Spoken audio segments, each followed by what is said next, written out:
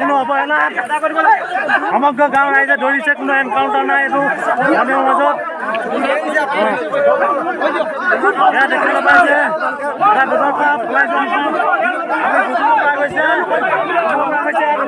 একদম গোপন বুজাবুজি আছে বুলি আমি জানিব পৰা গৈছে।